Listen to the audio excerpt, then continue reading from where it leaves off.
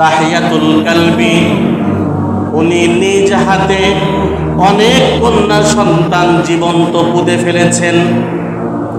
আয়াম্মে জাহিলিয়াত বর্বর যুগে কন্যা সন্তানদেরকে জীবন্ত পুঁতে ফেলা হতো।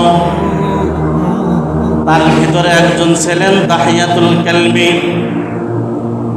দাহিয়াতুল কালবি উনি এমনভাবে তওবা করেছেন, আল্লাহ রাসূল বলেন দাহিয়াতুল কালবির তওবা আল্লাহর দরবারে এমন কবুল হয়েছে যে জিবরাইল আলাইহিস সালাম দাহিয়াতুল কালবির সূরাত ধরে আমার কাছে আসে।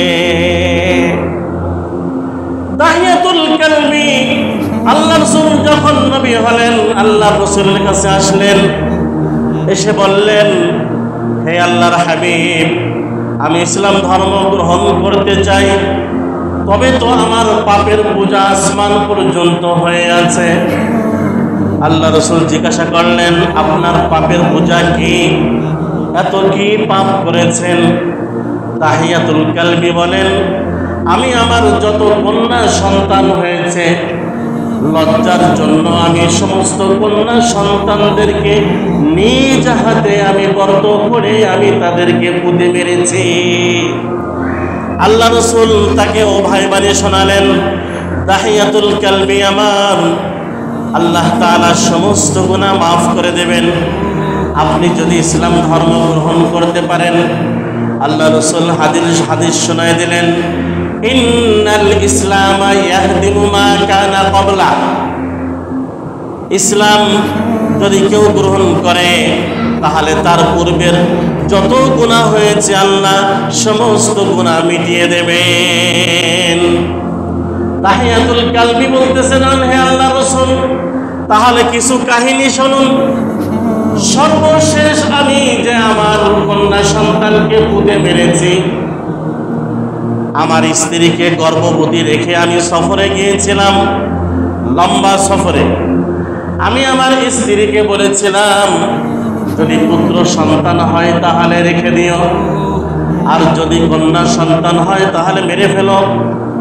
কিন্তু মা এটা কখনো করতে পারে না। আল্লাহ রাসূলকে বলেন, হে আল্লাহর হাবিব, আমি অনেক দিন পরে, প্রায় 5-6 বছর পরে আমি সফর থেকে এসেছি, কিন্তু এর মাঝে আমার কন্যা সন্তান জন্মগ্রহণ করেছে। কন্যা সন্তান এমন ফুটফুটে চেহারা, এমন সুন্দরী রূপবতী আমার মেয়ে, এত সুন্দর যে তার থেকে চোখ ফেরানো যায় না। তার মা তাকে এমন ভাবে প্রশিক্ষণ দিয়েছে যেন আমি তাকে হত্যা না করি। তার মা তাকে প্রশিক্ষণ দিয়েছে, মেয়ে আমার, তোমার আব্বা যখন সফর থেকে আসবে তখন তুমি তার খেদমত করবে, তার কাপড় চোপড় আগিয়ে দিবে, তার পানি আগাই দিবে, তার শরীরের ঘাম মুছে দেবে, মুখের ঘাম মুছে দিবে। দাহিয়াতুল কালবি রাদিয়াল্লাহু তাআলা আনহু বলেন, আমি সফর থেকে আসলাম 5-6 বছর পরে, এসে দেখি আমার ঘরে ফুটফুটে একটা সন্তান, কন্যা সন্তান। স্ত্রীকে জিজ্ঞাসা করলাম, এই সন্তান কার? স্ত্রী আমার বলল, এই সন্তান আপনার। আপনি যে আমাকে গর্ভবতী হিসেবে রেখে গিয়েছিলেন, এই সন্তান জন্মগ্রহণ করেছে, তার বয়স এখন 5 থেকে 6 বছর। কই, তুমি এই সন্তান মারো নাই কেন? স্ত্রী বলে, না, আমি মারতে পারি নাই, আমার সাহস হয় নাই, আমি অত পাষাণ নই, আমি মারতে পারি না। দাহিয়াতুল কালবি বলেন, আমি বাড়ি ঢোকার সাথে আমার মেয়ে দৌড়ায় এসে আমার গলা জড়াই ধরেছে, আব্বু আব্বু বলে ডাকতেছে আমাকে, আমার মুখের ঘাম মুছে দিচ্ছে, আমার কাপড় আগিয়ে দিচ্ছে, আমাকে পানি দিচ্ছে, আমাকে শরবত দিচ্ছে, বিভিন্ন জিনিস আমাকে এনে দিচ্ছে। তার মা তাকে এইভাবে প্রশিক্ষণ দিয়েছে। কিন্তু আমি খুব পাষাণ হৃদয়ের লোক, আমার ইচ্ছা আমার এই কন্যা সন্তান আমি রাখবো না। আমি কি করলাম, একদিন একটা কোদাল নিলাম, কোদাল নিয়ে আমি চলে গেলাম মরুভূমিতে। আমার মেয়েকে সাথে করে আমি নিলাম। মেয়ে আমার বারবার জিজ্ঞাসা করছে আব্বু, হাসতে হাসতে জিজ্ঞাসা করে, আব্বু কোদাল আপনি কি করবেন? কেন আপনি কোদাল নিয়ে যান? আমি তো বুঝতেছি না কেন কোদাল নেন। তখন আমি উত্তর দিচ্ছি, মেয়ে আমার, কোদাল আমার খুব প্রয়োজন, সেই জন্য আমি কোদাল নিয়ে তোমার সাথে রওনা হয়েছি। কোদাল নিয়ে আমি যখন গর্ত খুঁড়তেছি, আমার শরীরে মাটি ছুটে ছুটে আসছে। আমার মেয়ে আমার চেহারা থেকে মাটি সরিয়ে সরিয়ে দিচ্ছে, আর বারবার জিজ্ঞাসা করছে, আব্বু এই গর্ত আপনি কেন খনন করছেন, কেন গর্ত খুঁড়ছেন আব্বু আমার? কিন্তু আমি যে পাষাণ হৃদয়ের লোক, আমি মেয়েকে তখনও বলছি না যে মেয়ে তোমাকে আমি এখানে পুঁতে হত্যা করব। যখন গর্ত করা শেষ হয়ে গেল, তখন আমি আমার মেয়েকে গর্তের ভিতরে নামিয়ে দিলাম। গর্তের ভিতরে নামিয়ে দেওয়ার পর আমার মেয়ে হাও মাও করে কান্নাকাটি করেছে, আব্বু এবার বুঝতে পেরেছি আপনি আমাকে হত্যা করবেন। আব্বু আপনি আমাকে হত্যা করেন না। আব্বু আমি আপনাকে আব্বা বলে কোনোদিন পরিচয় দেব না। আমি মক্কা নগরীতে থাকবো, কিন্তু আমি কোনোদিন বলবো না আমার আব্বার নাম দাহিয়াতুল কালবি। আমি অন্য পরিচয় দিয়ে থাকবো। আব্বু আপনি আমাকে হত্যা করেন না। দরকার হলে মক্কা ছেড়ে আমি অন্য কোনো দেশে চলে যাব, আপনি আমাকে হত্যা করেন না। দাহিয়াতুল কালবি বলেন, আমি আস্তে আস্তে মাটি দেওয়া শুরু করলাম। মেয়ে হাউমাউ করে কান্নাকাটি করেছে আব্বু। আর মেয়ের যে চেহারা ছিল সুন্দর, মেয়ে এত ফুটফুটে সুন্দর যে কেউ দেখলে পাগল হয়ে যাবে। আর এই মেয়ের নাম তার মা রেখেছিল জামিলা। জামিলা অর্থ অতি সুন্দরী। আমি আমার মেয়েকে এরকম মাটিতে পুঁততে লাগলাম। মেয়ে হাউমাউ করে কান্নাকাটি করছে বারবার। আমি এত পাষাণ হৃদয়ের লোক হে আল্লাহর হাবিব, শেষমেশ আমি আমার মেয়েকে হত্যা করলাম, মেয়েকে পুঁতে চলে আসলাম। আমি খুব পাষাণ হৃদয়ের লোক, এরকম কয়েকটা মেয়েকে আমি পুঁতে হত্যা করেছি।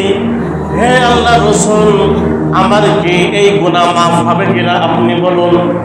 আল্লাহ রসুল বললেন, তুমি যত পাষাণ হৃদয়ের হও না কেন, তুমি যে কন্যা সন্তান হত্যা করেছো এটা তো গুনার কাজ, অনেক গুনার কাজ। যেহেতু আল্লাহ তাআলা কোরআনুল কারীমের ভিতরে বলেন, ওয়াইদাল মাউউদাতু সুইলাত, কিয়ামতের দিন জিজ্ঞাসা করা হবে কন্যা সন্তানদেরকে, যারা জীবন্ত হত্যা করেছে তাদেরকে জিজ্ঞাসা করা হবে, হে দাহিয়াতুল কালবি, তুমি যদি মনে প্রাণে এখনই তওবা করতে পারো তাহলে তোমার জীবনের সমস্ত গুনাহ মাফ হয়ে যাবে। দাহিয়াতুল কালবি বললেন, হে আল্লাহ রাসূল, যদি আমার এই সমস্ত গুনাহ যদি মাফ হয়ে যায়, কিয়ামতের দিন যদি আমি পাকড়াও না হই, গ্রেফতার না হই, তাহলে আপনার হাতে হাত দিয়ে আমি এখনই ঈমান আনলাম, ইসলাম গ্রহণ করলাম, আমাকে আপনি কালিমা পড়িয়ে দেন, লা ইলাহা ইল্লাল্লাহু মুহাম্মাদুর রাসূলুল্লাহ। আল্লাহ রাসূল বলেন, 80 বছরের কাফেরও যদি, 100 বছরের কাফেরও যদি এই কালিমাটা পড়ে, আল্লাহ তাআলা তার জীবনের সমস্ত গুনাহ খাতা মাফ করে দিবেন। তাহলে দাহিয়াতুল কালবি এত পাপ করেছেন, তারপর আল্লাহ রাসূল বলতেছেন তোমার গুনাহ কি হবে? মাফ হয়ে যাবে, তুমি যদি খাস দিলে আল্লাহর কাছে তওবা করতে পারো। আল্লাহ তাআলা তার হাবিবকে বলতেছেন সূরা হিজরের 49 এবং 50 নম্বর আয়াতে, নাব্বি ইবাদি আন্নী আনাল গফুরুর রহিম। হে আমার হাবিব, আপনি আমার বান্দাদেরকে শুনিয়ে দিন, আপনি আমার বান্দাদের কাছে ঘোষণা করুন যে নিশ্চয় আমি আল্লাহ তাআলা ক্ষমাশীল এবং অত্যন্ত দয়ালু। অর্থাৎ কোন বান্দা যদি তার পাপের বোঝা যদি আসমান পরিমাণও হয়, আর যদি সে খাস দিলে তওবা করে আমার কাছে ফিরে আসে, আমি আল্লাহ তাআলা তার জীবনের সমস্ত গুনাহ খাতা মাফ করে দিব। নাব্বি ইবাদি আন্নী আনাল গফুরুর রহিম। হে আমার হাবিব, আপনি আপনার উম্মতদেরকে জানিয়ে দিন যে হে বান্দারা, হে আমার বান্দারা, তোমরা শুনে রাখো যে আল্লাহ তাআলা অত্যন্ত ক্ষমাশীল এবং অত্যন্ত দয়ালু। এরপরে আল্লাহ তাআলা রাসূলকে বলতেছেন, হে রাসূল, এইটাও আপনি শুনিয়ে দিন, ওয়া আন্না আযাবি হুয়াল আযাবুল আলীম। আর আমার আযাব কিন্তু খুব যন্ত্রণাদায়ক। আমার আযাব, আমি যে শাস্তি দেব, শাস্তিটাকে কিন্তু খুব যন্ত্রণাদায়ক। যদি তওবা করে যদি গুনাহ থেকে পাক সাফ হয়ে কবরে না আসো, তাহলে আমার আযাব খুব যন্ত্রণাদায়ক।